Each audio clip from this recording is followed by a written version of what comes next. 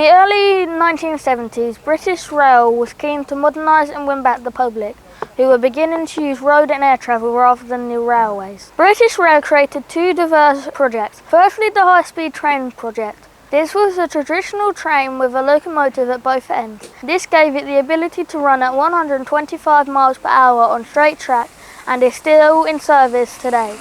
The second project was called the Advanced Passenger Train. This was designed to run on the West Coast Main Line that had recently been electrified. So let's take a look at this remarkable machine. With the power cars in the middle, each of the two ends needed to be a complete train. The central power cars were needed due to reduce the wave effect caused by pantograph and had their motors inside the body that drove the power axles.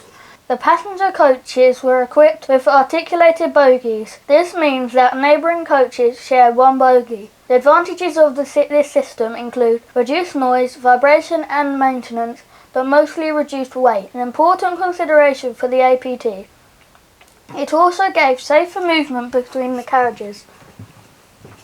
The train was the world's first active tilt train and the first to use computerized design for the wheel set linked to the tilt mechanism. As a normal train goes around a curve, it has to slow down so that the centripetal force does not throw it off the track. To solve this problem, APT tilted into the curve, much like a rider on a bicycle, an effect known as super elevation. This has the effect of making the lateral forces more in line with the floor, reducing sideways forces. On December 7, 1981, APT invited the press on board and set a record-breaking run from Glasgow to London Euston in just 4 hours and 15 minutes.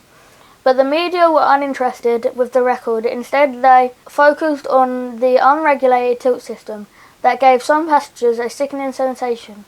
APT was quietly taken out of service and broken up. Only this example remains. The British had built an advanced passenger train 40 years ahead of their time. If APT was working today, would there be any need for HS2 track? Britain had a world-beaten train and the media bullied it to death. The Italian firm Fiat bought the patents for the APT's tilting technology and used them to help develop the Pendolino trains, which it sold back to Britain.